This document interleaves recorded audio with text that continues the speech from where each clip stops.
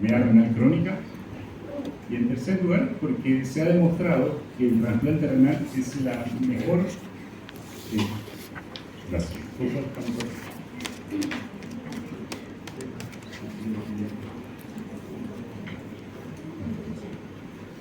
Y porque se ha demostrado que el trasplante es la terapia que ofrece mejor calidad de vida y mayor expectativa de vida.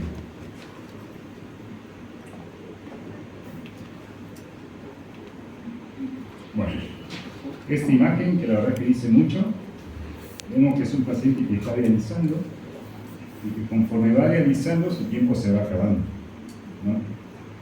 Tenemos que entender que el paciente renal crónico es un paciente muy frágil, que tiene muchas comorbilidades, porque no solamente es enfermo renal crónico, sino que también es un paciente diabético, panvascular, que tuvo infartos, que tiene amputaciones y que tiene todas las complicaciones más, y que por ende su expectativa de vida es muy corta. Entonces nosotros tenemos que evitar que su tiempo se acabe. Bueno, acá lo que les decía, la introducción, la enfermedad renal crónica es considerada actualmente uno de los mayores problemas de salud pública a nivel mundial. Un 10% de la población puede tener enfermedad renal crónica en algún momento de su vida, y solo un porcentaje muy pequeño alcanza una sobrevida que le permita acceder a los tratamientos de diálisis y o trasplante. A pesar del importante problema que representa para la salud pública la enfermedad renal crónica, no se ha podido instrumentar en la mayoría de los países registros y bases de datos que permitan cuantificar de manera precisa y mucho menos identificar de manera precoz a las personas enfermas.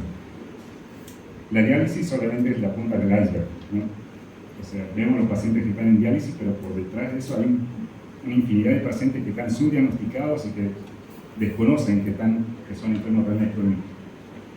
En el 2017, 1.2 millones de personas murieron por enfermedad renal crónica a nivel mundial.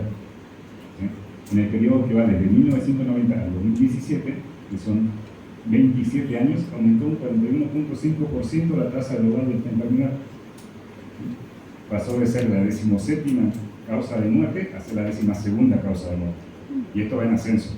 Me imagino que en el próximo estudio que hagan vamos a estar dentro de las primeras 10 causas de muerte. Bueno, ahora empezamos con definiciones. ¿Qué se define por enfermedad renal crónica? ¿Sí? Es la presencia de una alteración o función estructural renal que persiste por un periodo mayor a 3 meses. Con o sin alteración del filtrado glomerular o un filtrado glomerular menor a 60 ml por minuto. ¿Sí? Las guías CADIGO, que son unas guías que hicieron un conjunto de especialistas y de expertos en clasificación de la enfermedad renal, incluyen a los trasplantados dentro de este grupo.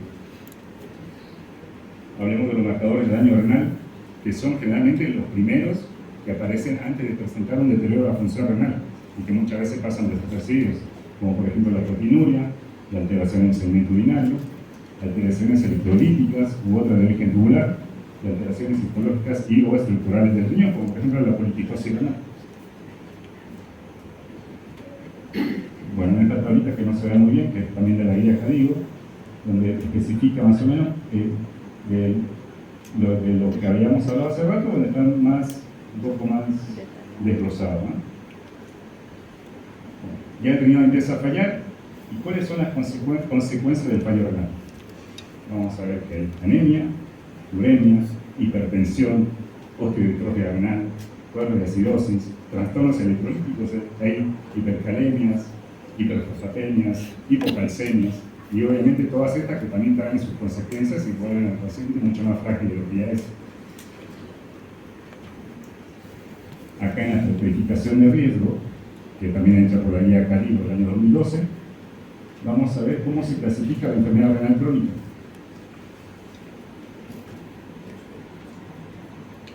Bueno, acá. El filtrado glomerular, ¿sí? Va a ir de grado 1, 2, 3, 4, el 3 que se divide en 3A, 3B, 4 y 5, según el filtrado glomerular. ¿Sí? Acá tenemos un filtrado glomerular mayor a 90, que es normal o elevado, que es la primera, y va descendiendo hasta el grado 5, que es un filtrado glomerular menor a 15, donde ya es definitivamente el fallo renal. Además de basarse en la clasificación por el filtrado glomerular, también menciona la albuminuria como un marcador de daño renal y pronóstico, ¿no? va a estar clasificado según los colores, como acá vemos en la tablita. El verde va a ser de bajo riesgo, riesgo moderado, alto riesgo y de muy alto riesgo de progresión de enfermedad renal terminal. ¿Sí? Va de A1 a A3 según los grados de albuminuria. Esto es importante que sepan que esto se clasifica según el cociente de albúmina creatinina que se hace con una muestra de orina al azar. ¿Sí? Una muestra de orina al azar, en cualquier momento del día se manda al laboratorio y ahí nos van a dar el cociente. Y ya con eso podemos saber y clasificar correctamente. Por ejemplo, tenemos un paciente que tiene 50 de filtrado glomerular, ¿sí? Y que tiene una proteinuria, una albuminuria, perdón, normal. No tiene albuminuria. ¿Sí? Entonces este paciente va a ser de riesgo moderado de progresión, porque ya está deteriorada su función renal. Pero si tenemos otro paciente que tiene el mismo filtrado glomerular de 50, pero que tiene una albuminuria elevada, ya cambia de, por más que tenga el mismo filtrado, cambia de categoría. Es un paciente que tiene un muy alto riesgo de progresión de una enfermedad renal terminal. Y aquí, en este grado 5, cuando ya tenemos un paciente que está con un filtrado glomerular igual o menor a 15, es un paciente que nosotros tenemos que empezar a guiar para empezar una terapia sustitutiva renal, ¿sí? Ya sea una hemodiálisis, diálisis peritoneal o en el mejor de los casos un trasplante renal. Acá en nuestro sistema de salud, lastimosamente, solamente podemos ofrecer al paciente lo que es la hemodiálisis. No hay otra. Por la parte pública es la única alternativa que tenemos. Ahora, ¿cuáles son las principales causas de enfermedad renal crónica? Otra vez, toda esta noche se habló de diabetes, ¿no? Acá, la tenemos presente otra vez a la diabetes, con el 50.1% de las nefropatías son a causa de la diabetes, seguida de la hipertensión, de las propias de la glomerulonefritis y otras causas, que muchas de estas otras causas son causas no filiadas, donde ya el paciente viene con un síndrome urémico de hipodiálisis y ya no se puede diagnosticarlo siquiera porque ya no hay cómo hacer ni una biopsia ni nada, porque ya los riñones se comieron todo. Ahora hablamos por muerte, por enfermedades renales, nivel por país expresado por cada 100.000 habitantes. Este de todo el continente americano.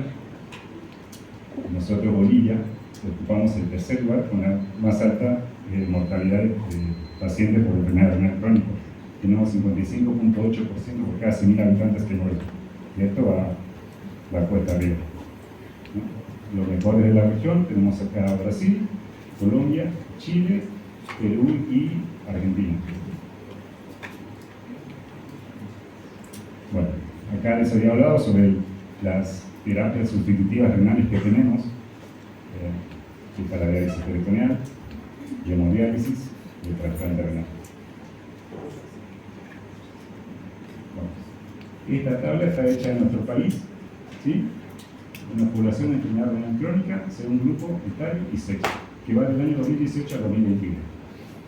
Podemos ver que en estos 4 años, independientemente de la edad y del sexo, los casos vienen en aumento, siempre vienen en aumento, ¿sí? Y eso no solamente pasa acá en Bolivia, sino está pasando en todo el mundo. Bueno, ya hablamos sobre la enfermedad renal crónica, hablamos sobre clasificaciones y todo lo demás. Ahora hablemos un poquito de historia de trasplante. El primer trasplante renal fue en Ucrania en el año 1933, a cargo del cirujano, que fue Yuri Voronoi, que fue un trasplante de donante cadavérico, sacó el cadáver, sacó el riñón para implantar a una persona. Obviamente en ese entonces no se sabía mucho de inmunosupresión y de histocompatibilidad ni de nada. El pobre donante terminó muriendo a los 4 días. ¿Sí? Y el primer trasplante renal exitoso en Estados Unidos, casi 20 años después, fue en Boston, Estados Unidos, que están acá, el equipo médico. Que este trasplante no tenía por dónde fallar, no tenía chance de oro. ¿Por qué? Porque era de donante vivo, ¿sí? Sacaron un riñón de un donante vivo para ponérselo a otro. Y además eran gemelos idénticos, eran gemelos univitelinos. Entonces tenía una carga genética exactamente igual, donde no fue necesario usar ningún tipo de inmunosupresión en ese tipo de trasplante. Entonces, obviamente fue exitoso. Pasemos acá a Bolivia, en el año 1979, donde se realiza el primer trasplante renal, en el Hospital Obrero número 1, y Cochabamba el año 87, Y acá en Santa Cruz, el año 88, en la Caja Petrolera del Sur. Bueno, ahora decimos que el trasplante renal es la mejor alternativa terapéutica para pacientes con insuficiencia renal terminal. Además, es mejor opción y más económica que mantener a un paciente en diálisis. Bonita definición. ¿Pero por qué? ¿Por qué es la mejor opción? Porque ofrece una mejoría en la calidad de vida. ¿Sí? Porque hay mayor satisfacción de vida en general con sensación de bienestar físico y mental. Es un paciente que se siente sano, que vuelve a nacer. Hay una mayor inserción laboral. Muchos de estos pacientes son jefes de familia, cabezas de hogar, y que se vieron obligados a dejar de trabajar por estar dializando, por ir a dializar 3 veces por semana, 4 horas al día, estar sentados en un sillón con el cabo de una máquina, no pueden trabajar bien, entonces bueno, pero ya trasplantados son personas que pueden volver a trabajar. Regreso a la fertilidad en las pacientes mujeres, la reversión de las complicaciones urémicas, y desde el punto de vista económico, la verdad que es la mejor terapia, porque hay un menor costo económico-social, y el costo medio acumulado de la diálisis y el trasplante son similares en los primeros 3 a 4 años, pero a partir del 4º año es mucho más económico tener un paciente trasplantado que el diálisis. Y acá, a ver, tenemos estos personajes que son figuras públicas, todos, me imagino que todos los conocemos. ¿Sí? Acá está, ¿cómo se llama esta chica? Elena Gómez, ¿cierto? El Puma. Tenemos aquí a Rafael y a este basquetbolista, que también me olvidé cómo se llama, y acá el doctor Douglas Villarroel, ¿sí? Que todo el mundo lo conoce acá en Santa Cruz, que tiene más de 25 años de trasplante renal. ¿Qué es lo que quiero mostrar en esta imagen? Que el trasplante renal le permite a las personas poder seguir trabajando, les permite poder seguir teniendo una vida normal, les permite poder seguir desenvolviéndose tranquilamente. Obviamente, solamente estos 3 fueron trasplantados renales, trasplante de pulmón y trasplante hepático, pero bueno, son trasplantados igual de punta y el trasplante les brindó esa segunda oportunidad de vida. Este basquetbolista, lo curioso es que 11 meses después del trasplante volvió a seguir jugando en la NBA, ya está retirado, y ahora tiene una fundación que para niños son enfermos renales crónicos, así que es una belleza, sigue trabajando, sigue haciendo. Y lo que pasa con ellos pasa en toda la población en realidad. Nada que en ellos se hace más visible porque son personas conocidas. Pero en realidad que todas las personas que son trasplantadas tienen esa opción de poder continuar con su vida y poder darle una segunda oportunidad. Y no lo digo solamente yo, ni ellos, sino lo dicen los estudios. Por ejemplo acá, en esta, aquí dice el porcentaje de empleos antes y después del trasplante renal. Antes del trasplante eran desempleados 62.5% y después del trasplante desempleados solamente el 18.5%. La tasa de empleo a medio tiempo antes del trasplante era del 15% y después del trasplante subió a 63.5%. Si vamos con la expectativa de vida, podemos ver acá que el paciente trasplantado, el paciente que está en diálisis tiene una expectativa mucho menor en un plazo de 15 años comparado con el paciente trasplantado. Este estudio que se realizó en Estados Unidos, una proyección de vida, ¿sí? Dependiendo del sexo, de la enfermedad y la edad, cómo ver que los pacientes que en diálisis y los trasplantados hay una diferencia abismal en la expectativa de vida. ¿Sí? Muchas veces se triplica en años la expectativa de vida, es increíble.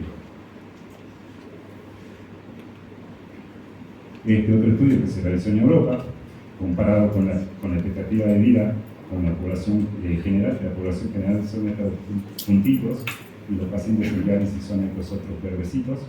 Ven la calidad de vida del paciente trasplantado y la expectativa de vida se asemejan mucho y se acercan mucho a la de la población normal. Este es otro estudio que se realizó en Estados Unidos, que más o menos las curvas son iguales. ¿Sí? Los trasplantados renales que están aquí en el medio tienen muy cerquita de la población general. Si queremos hablar sobre la supervivencia de 10 años de los trasplantados y del injerto, igual vemos que hay una amplia diferencia y una amplia sobrevida. Y finalmente, son tantos los estudios que hay a favor del trasplante, y la verdad que no hay ninguno que esté en contra o que haya algo negativo, que en España se hizo un metaanálisis. España es el segundo país, junto con Estados Unidos, que son los países que más trasplantan a nivel mundial. Entonces agarraron un conjunto de estudios, en realidad 89 estudios, de los cuales eliminaron 47 y se quedaron con 42 para ver la calidad de vida relacionada a la salud de los pacientes trasplantados. ¿Sí?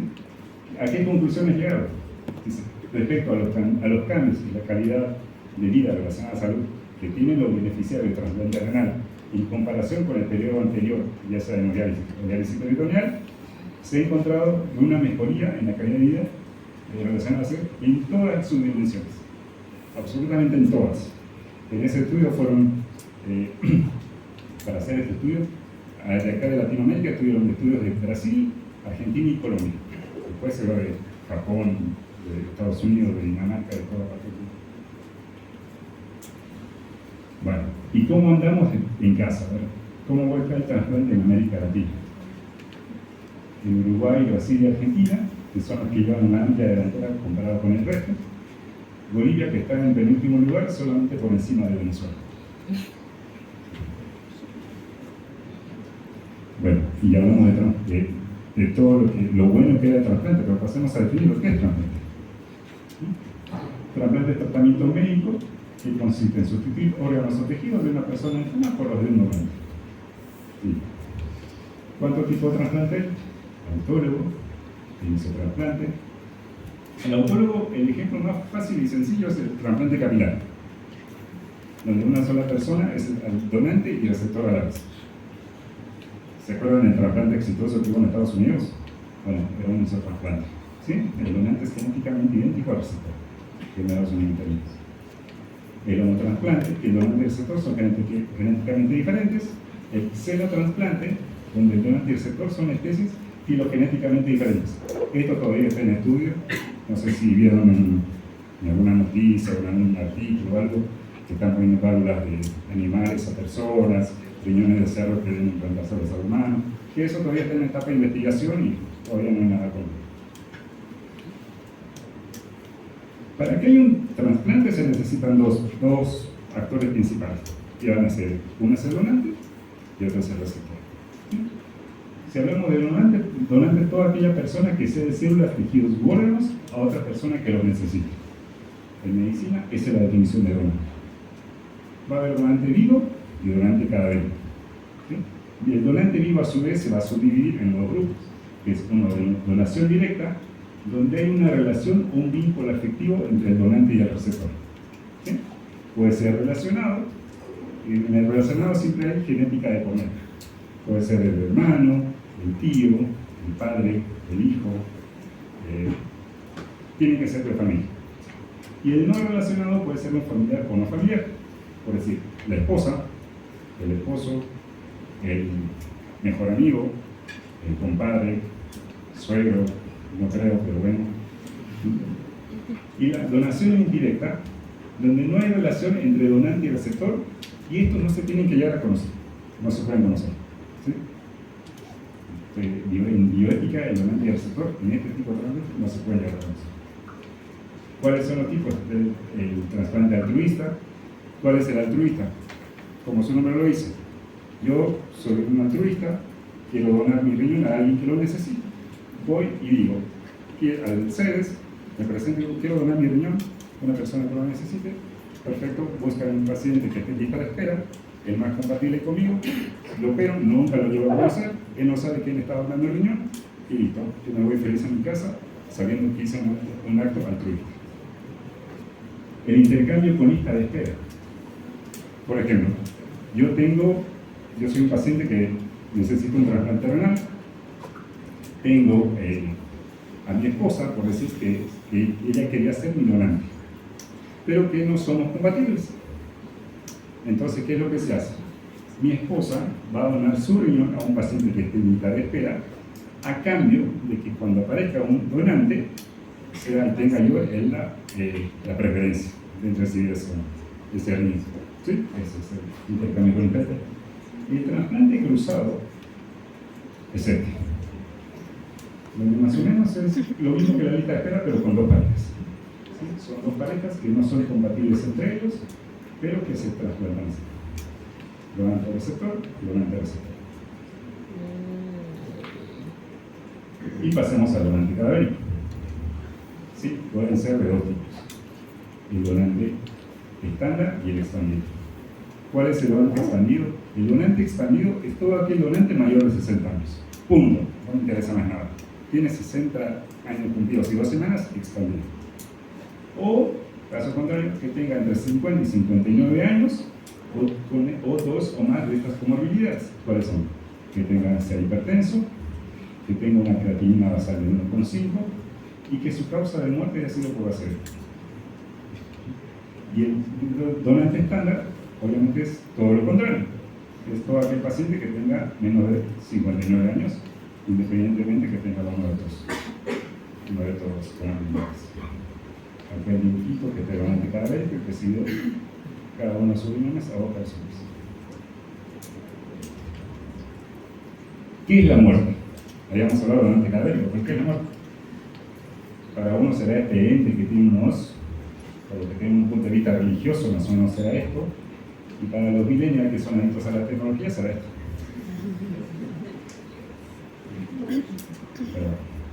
Entonces todos sabemos que el coma puede ser un estado transitorio irreversible. Puede ser. Pero ¿qué pasó? Que en 1959 estas dos personas, Morales y Dolor, denominan el coma de Passer. ¿Qué es el coma de Passer? Es un cuadro clínico que va más allá del coma, que se caracteriza por una lesión neurológica irreversible, ¿sí?, con daño en el tallo cerebral, acompañado de ausencia de actividad en el electroencefalograma y que evolucionará al paro cardiorrespiratorio en cuestión de horas, de manera inminente. O sea, no hay nada que lo vaya a detener. A partir de eso nace la definición de muerte, que es el cese irreversible de todas las funciones de las estructuras neurológicas intracraniales y del tallo, y se declarará como tal cuando en un individuo en estado de coma estén ausentes los reflejos del tronco cerebral, las respuestas motoras y la actividad respiratoria con temperatura normal, que se haya demostrado lesión cerebral masiva e irreversible.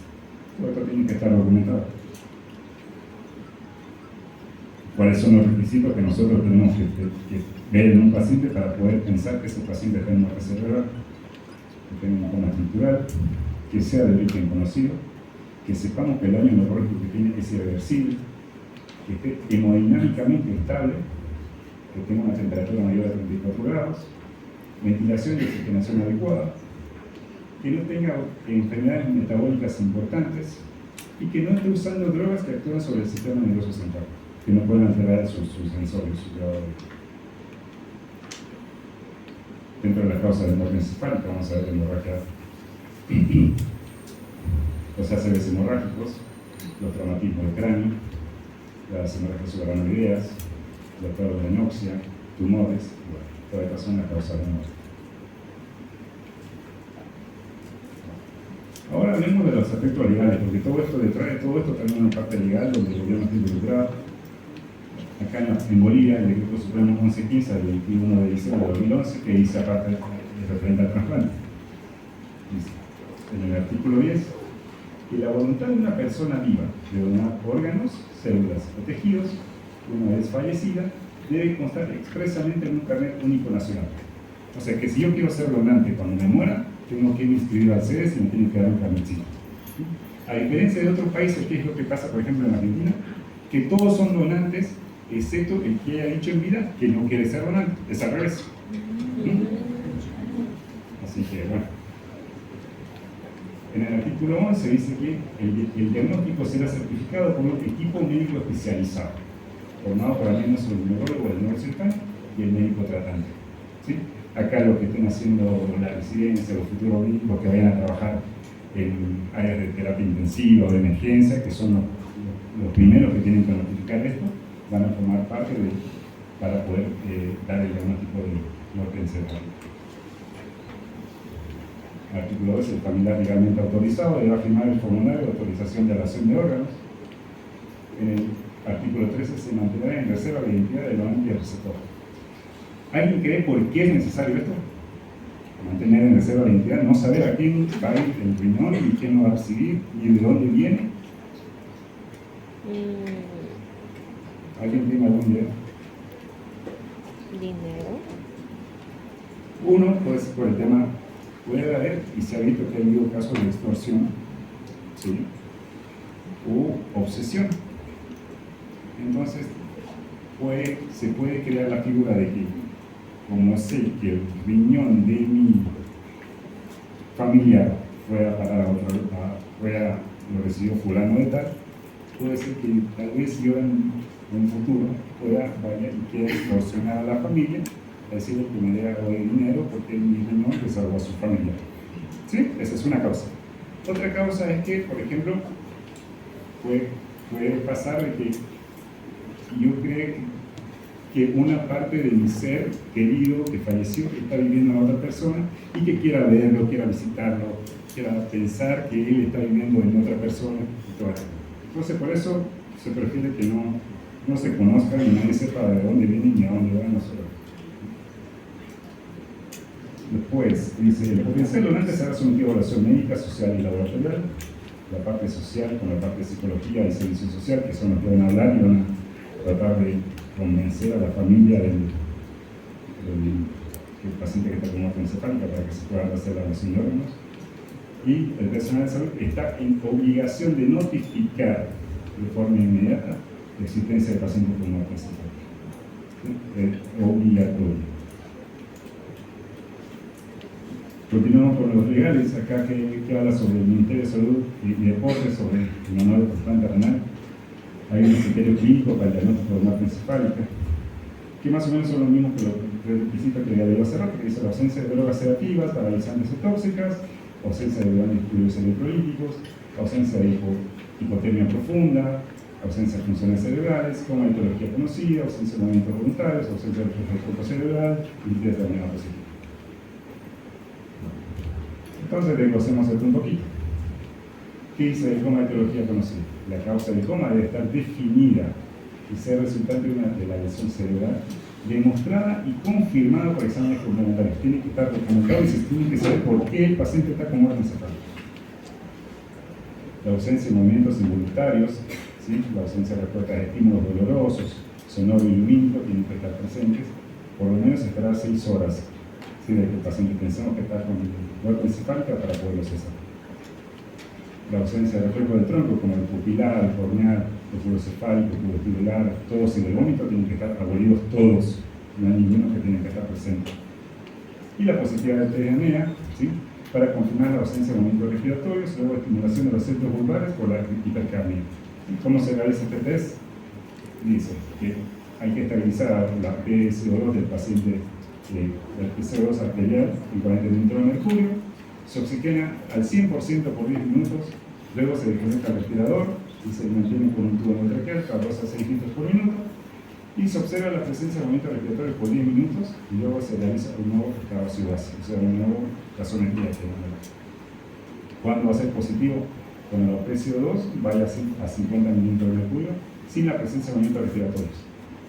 Este punto es un poco controversial porque dice que de ser negativo hay que repetir cada 30 minutos. Es difícil porque la verdad que conectar al paciente al respirador, desconectar una cosa, también lo puede desestabilizar, ¿sí? Entonces, más que todo esto es para los médicos de terapia. Hay quienes lo usan, quienes están en contra, pero bueno, la carga normativa en el manual de trasplante aquí en Bolivia dice que hay que hacerlo. Y las pruebas complementarias. Vamos a tener el electroencefalograma, que tiene que haber unas líneas isoeléctricas. ¿Sí? Acá. No hay actividad eléctrica en el electroencefalograma. El Doppler transcranial, como acá, que no hay pulso, no se evidencia pulso. Y la arteriografía de 4 vasos. ¿Sí? Pero que es un estudio invasivo y la verdad no vale la pena hacerlo, pero nos conformamos con que haya expediente, que estamos felices.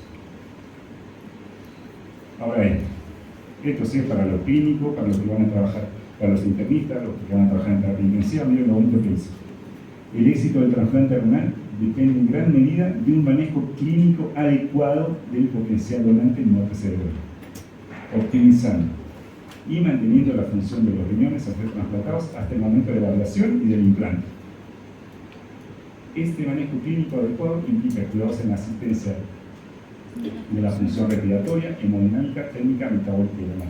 O sea, es acá donde los médicos que trabajan en terapia intensiva, los emergencistas o los internistas tienen que ponerse la camiseta con el número 10 y trabajar a este paciente para cumplir estas cosas. porque de ellos depende, la verdad, el éxito, el primer paso para que sea un trasplante exitoso.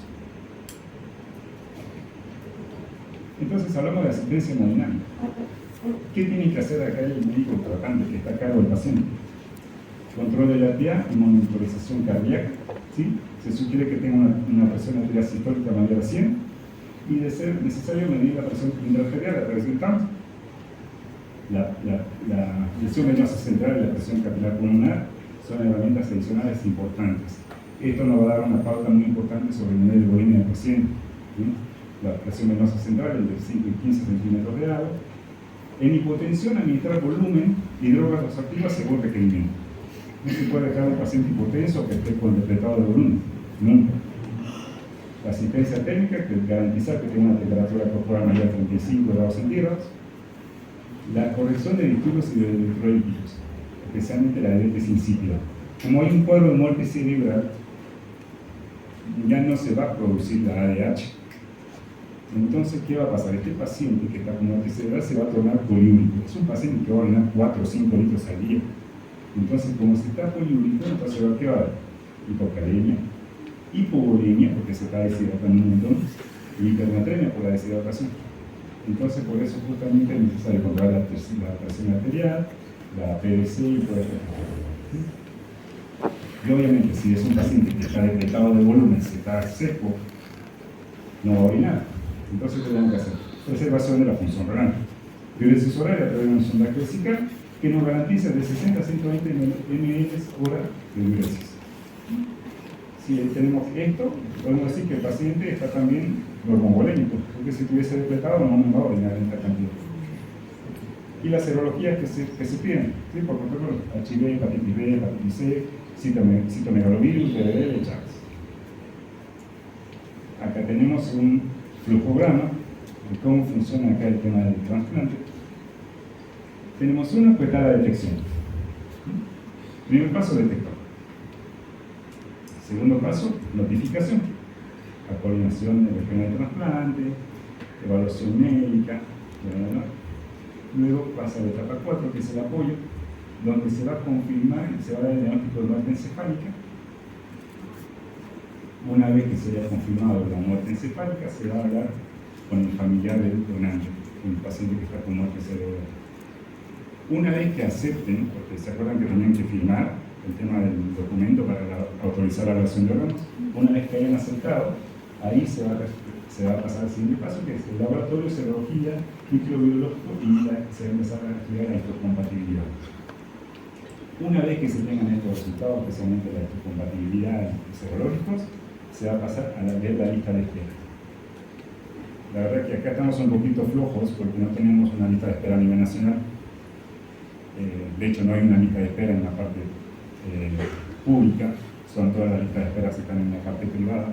Hay en realidad una lista de espera en la parte pública, pero que está súper desactualizada, donde aseguro que el 50% de los pacientes ya están muertos. En serio, no. Sí. Entonces, la lista de espera mayormente se hace cada equipo de trasplante que está en la parte privada tiene su propia lista de espera, que eso no debería ser. Bueno, luego se va a la lista de espera, se hace la selección del paciente, ¿sí? Y una vez teniendo esto, se hace una reunión con los centros de trasplante y la coordinación del equipo.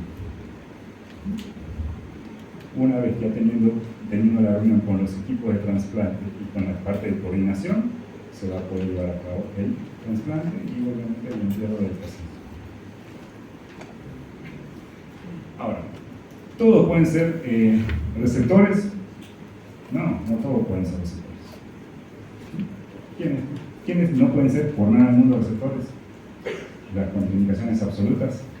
Paciente con un cáncer reciente o metastático o con una sobrevida menor a 2 años. Ese paciente ya no es pasible de trasplante.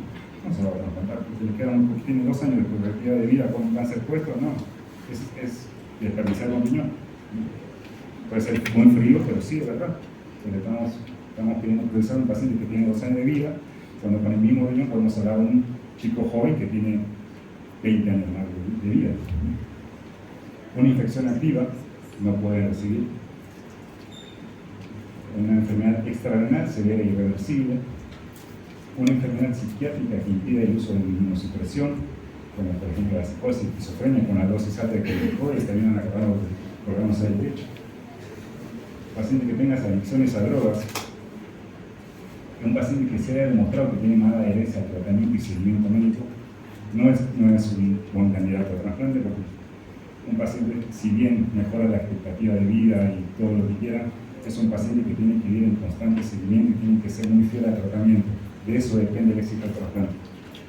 A diferencia de una cirugía, que, por ejemplo, una apendicectomía, el éxito del trasplante va a ser cuando el paciente salga bien le hayan sacado el apéndice y está feliz. El éxito del trasplante se ve con el tiempo, no se ve en el posquirúrgico inmediato. Entonces, para garantizar el éxito del trasplante, tiene que ser un paciente que tenga una muy buena adherencia al tratamiento y al seguimiento médico. Si no, no. Las miocardiopatías terminales, coronariopatías no tratables, insuficiencia hepática sin opción a trasplante hepático, hipersensibilizado con prueba cruzada positiva. Esto más que todo se ve ya cuando se hace la prueba de histocompatibilidad. Y las relativas. Puede que sí, puede que no, habría que analizarlo. El cáncer diagnosticado en los últimos 5 años, según diagnóstico y pronóstico de vida. Esto nos dará el ok, el oncólogo de cabecera que le hace el seguimiento al paciente, nos verá qué tan sanado de su cáncer está y qué tanta expectativa de vida tiene ese paciente. La enfermedad vascular periférica con claudicación intermitente, un EPOC según diagnóstico pronóstico que también nos va a dar el neumonólogo, nos va a dar ese visto bueno, antecedentes de adicciones y o intentos de suicidio. Acá estaban descompensados, acá tenemos que asegurarnos de que el paciente haya hecho un buen seguimiento de un tratamiento psiquiátrico. Los pacientes con HIV positivo, hepatitis C positiva, y las complicaciones vasculares de la diabetes con implicaciones supracondriales y bilaterales. Esto con la claudicación intermitente va más que todo relacionado a la calidad de los vasos que pueda presentar el paciente. Porque mencioné que hay que hacer una anastomosis de la arteria renal con aorta, de la vena y todas esas cosas. Entonces, si no tiene buenos vasos periféricos, los centrales tampoco se esperan que estén bien. Y las contraindicaciones del donante. ¿Quiénes no pueden ser donantes si tienen un monumento? Absoluta que tengan mayor de 70 años. Tengo un riñón muy viejito y ya es esperable que ya tenga su grado de atrofia y que no esté funcionando muy bien, por más que tenga una buena creatinina, porque la creatinina va en relación a la masa corporal también. Y los viejitos de 70 años tampoco tienen mucha masa muscular, entonces no son buenos donantes. Una sepsis bacteriana con shock o disfunción orgánica, no porque es un paciente que está infectado y no se sabe nada, porque tenemos que trasplantar un riñón que puede estar infectado, el paciente receptor va a recibir mucha inmunosupresión y lo vamos a terminar matando un shock séptico al paciente. Que tenga tumores malignos, que tenga hepatitis B, hepatitis C y HIV positivo. Este punto es un poco igual controversial. En otras partes del mundo los pacientes con hepatitis C positivo sí pueden ser donantes, siempre y cuando se avise a la familia del receptor y al receptor, porque se puede hacer un tratamiento. Conducta de alto riesgo, especialmente aquellos pacientes que se supo que tuvieron uso de drogas endovenosas, infección diseminada micótica oral, TBC diseminada, una hipertensión arterial severa, una insuficiencia renal aguda oligúrica, un paciente que ha entrado a terapia intensiva, orinando bien, con una buena creatinina, y que tuvo muchas intercurrencias y que al final el paciente tuvo una insuficiencia renal aguda oligúrica, dejó de orinar por un shock séptico, un shock hipovolémico, cardiogénico, lo que quieran, y que en ese momento de la muerte encefálica esté justamente atravesando este cuadro, no, porque no sabemos cómo va a evolucionar el riñón. Una isquemia caliente prolongada en los casos donde hacen paros cardiorrespiratorios. Y las relativas, edad mayor a 65 años, yo tampoco lo pondría. Infección bacteriana con germen identificado y tratamiento antibiótico dirigido. Esto sí, la verdad que sí se pueden poner. Paciente con diabetes, lupus o algún tipo de vasculitis, perforación intestinal con contaminación fecal, riesgo de infección, inmunosupresión, tiempo de isquemia fría prolongado.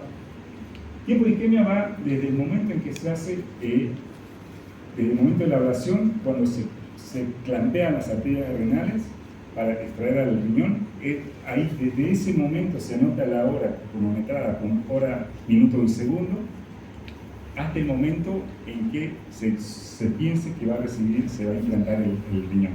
¿Sí? Un tiempo de isquemia fría generalmente no se recomienda que supere las 36 horas para poder trasplantar ese riñón. Entonces acá un tiempo de isquemia fría prolongado, ya cuando sabemos que un riñón estuvo 48 horas sin ser implantado, ya no se aconseja. Yo tampoco lo pondría. Una ira no oligúrica, ¿sí? Que el paciente está orinando bien, acá era oligúrica, acá es no oligúrica, serología positiva para sífilis y un Chagas activo que son negativos. Bueno, y hasta acá, jóvenes, esto fue el tema del trasplante. Espero que les haya gustado. Tengo unos videitos para darle un poco de crédito a los cirujanos de cómo es, obviamente son ilustrados, son 3 videos donde se ve cómo se hace el trasplante.